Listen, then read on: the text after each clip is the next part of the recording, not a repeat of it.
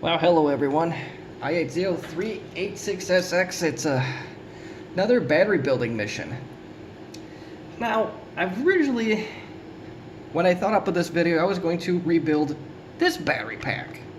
While we still technically could, I kind of wanted to go through the ropes of tearing into one of these. It was not technically possible with this one because this was a rebuilt battery. The cover, well, 3/4 of the cover came right off with little to no trouble until, well, I hit this corner right here and then it just kind of fell apart. This one is very, very brittle. As you can tell, there is notable signs of uneven break. That part won't affect it, but I will eventually rebuild this battery pack. But I want to show you how to tear into one of these when it comes time. This one on the left here has never been touched from what I can tell. This guy is like Fort Knox. It has a wonderful Compaq hot glue that the LTE batteries have all seem to feature. So we will turn to this one. On the right here, here's one of the rebuilt ones. And I kind of marked it off ready for rebuild, and it will be a good example of what to look out for. Now, this is the underside of the battery, and there's one particular piece is this thermal fuse. If you break this, or if you get the battery too hot while you're trying to open it, you're gonna have to go look for a thermal fuse. And at this point in time, when this is being recorded, that means play shipping container roulette. I don't want to do that.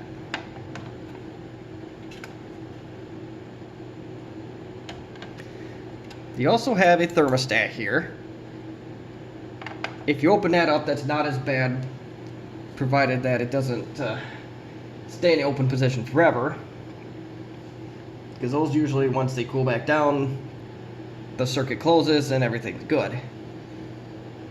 Now once we crack open this thing, we are going to reuse as many components as possible. But before we do anything, and of course, Compaq, I don't think ever used Toshiba cells. So, how are we going to break into one of these things? Heat is going to be the method we're going to try. And patience, of course. Small flat-headed blade screwdrivers, some strong tools that they use to open the IMAX screens, I forget what they called, may do just fine here. And I have already started, as I did find a seam, and I started to slowly work my way up or down, whatever it might be. And like I said, heat and patience are going to be the tools of choice here today. So let's begin.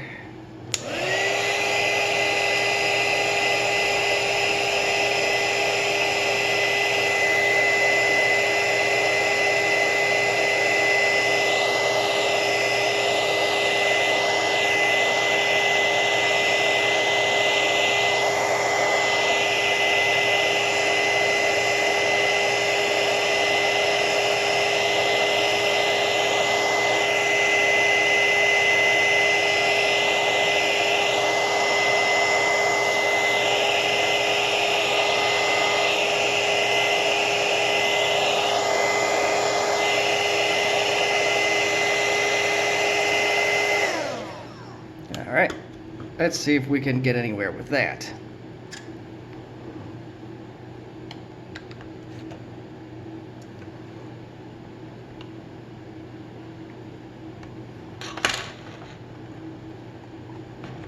Yeah, like that, we're not. Part of the reason why I'm experimenting with the heat gun is that there is a lot of what appears to be hot snot in this particular battery. So I'm hoping in theory that this should be able to get around that little problem. In fact, I can open this thing up just enough to verify that there is some hot snot in this battery. We just got to be real careful and get this Fort Knox sucker apart.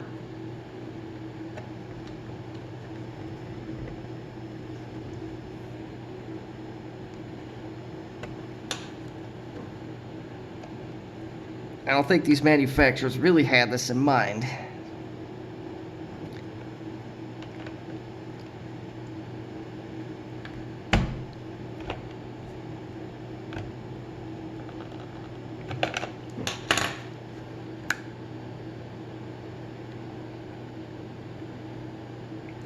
Yeah, there's some very sad looking hot snot in here.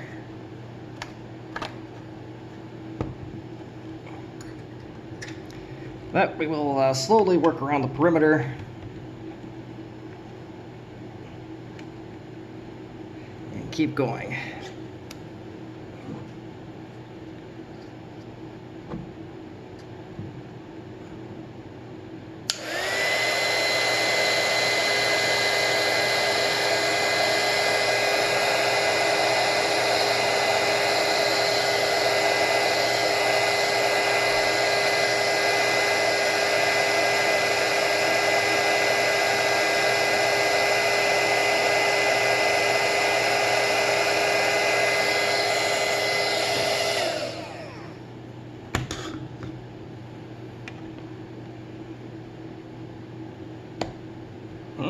Maybe.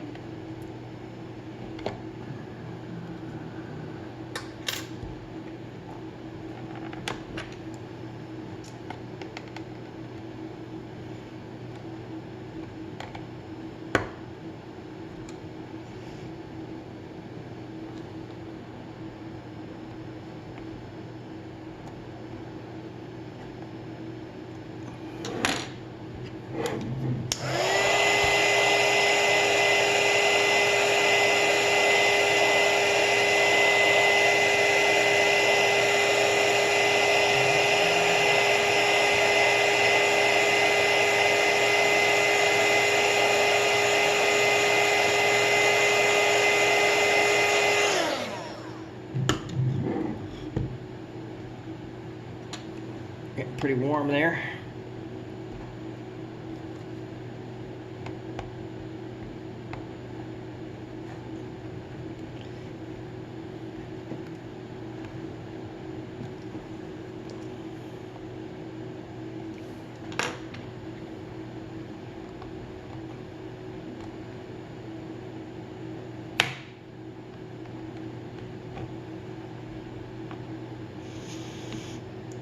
I can tell you right now, I don't know how far this is going to take me, but we're going to try with all of our might. It seems like it's working okay. It's not going to be a perfect tear by any stretch of the imagination, but there may be better tools for this. Scratch that. There are better tools for this than this, but I wanted to show you what getting into one of these Fort Knox compact batteries, how we can hopefully do this in a less destructive fashion.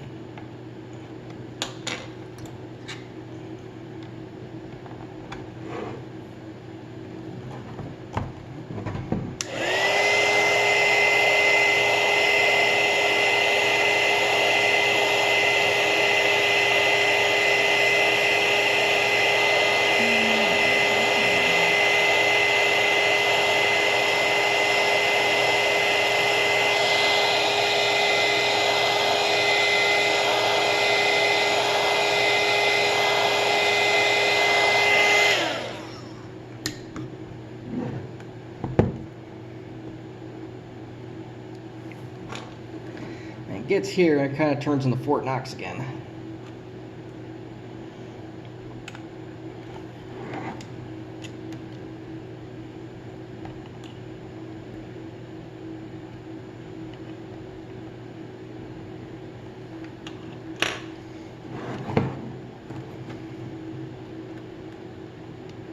Oh, there we go. That's starting to kind of melt its way out. That's good.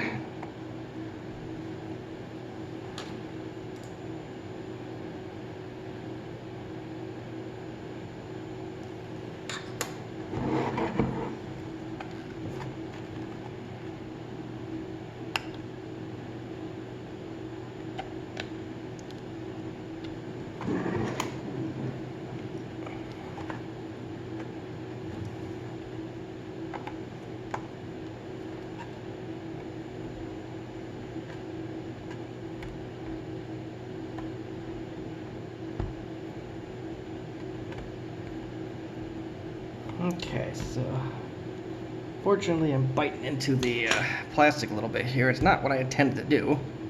We'll keep heating up and we'll see what we can.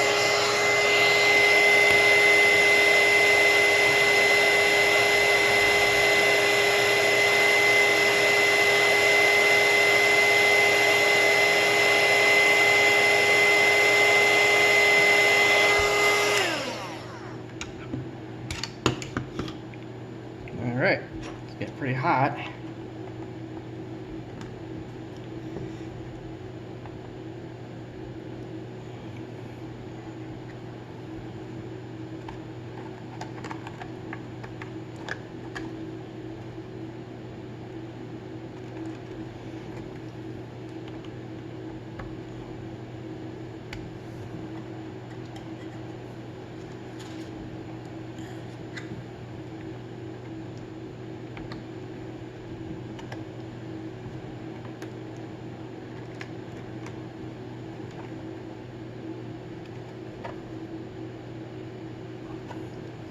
Yeah, this thing is definitely grabbing with all its might right now.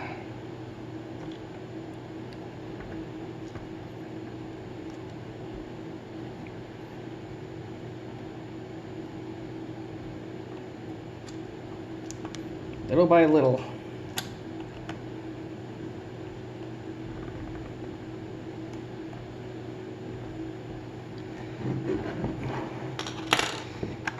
Yeah, I think I'm gonna go get a different screwdriver for this, and we'll see what we can do. I'll keep breaking around the perimeter, and that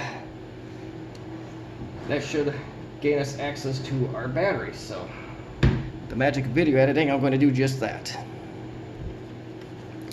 Alright, so we got this side just about completely detached. So now we're going to work on the other side. And I can tell right now, and I'll show you when I get that far, is it's the design of this guy is completely different from the Toshiba rebuild. And I'm going to reiterate that you do not want to rush when you're busting one of these apart, or otherwise you're going to have what happened to the yellow battery. So I'm going to continue working down this slowly, heating it up, seeing that makes a difference, and if all goes well, this thing should crack right open and we should be able to get on with our rebuild. There you have it. That is the inside of an LTE Elite battery that has been untampered. And as I suspected, these are Sanyo cells, like almost everything else I've tore into with these. So I was a little off-put by seeing Toshiba cells in one of these, so I can almost confirm that this one here on the right was a rebuild. Now this one's a little bit more interesting because there's some metal prong here that I don't know quite what that is yet. Maybe that's a fuse of some kind. And what I like about the rebuild, I'll try to see if I can show you. It has little insulators on the outside. I'm not entirely sure if those are necessary, but they are there.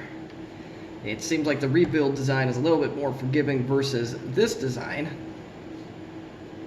This one's kind of got some protection on it too, and unfortunately the thermal fuse was on the top on this one. If you're not sure that it's any good, just take your multimeter and just run it on both sides and you're good. Right next to it, buried under the hot glue, is a thermostat. We will definitely want to reuse that. So yeah, I don't know what to think here on design versus non-design here. I think the best I can tell you is follow exactly what the old one was. That's the best I can do when designing these things or rebuilding. And when you're trying to take the top cover off of one of these, patience, I can't stress it enough. Find an open spot on the Fort Knox ones like these, or the ones that haven't been torn apart. That's where I was able to take a small screwdriver, slowly pop it away, slowly pop at that seal. And I can confirm that there is some kind of adhesive around the outside, or it would press plastic, I'm not sure, but either way, you're going to be in for a fun time. It took me about a half hour to get into this one. And I'm sure maybe the folks that do this every day might have a better grasp at it, but unfortunately I'm not one of those people. And even to show you a little bit of a difference here, the pack I just tore apart is a product of Singapore. The one on the right is a product of the USA, and these bumps don't exist in this one, so who knows, maybe the American-made ones are a little bit different compared to their Singapore or even China counterparts. Same part number, fully interchangeable, no big deal. Or is it? Yeah, 194055001, and spares number is exactly the same, so that's what I got for now. The second video will actually cover the rebuild of this battery. So now if you have any questions, comments, or concerns, constructive criticism, please feel free to leave them in the comments section. And all I used was a couple of flathead screwdrivers, this basic 300 watt heat gun, and a lot of patience. That's really the best I could tell you on that. So thank you for watching.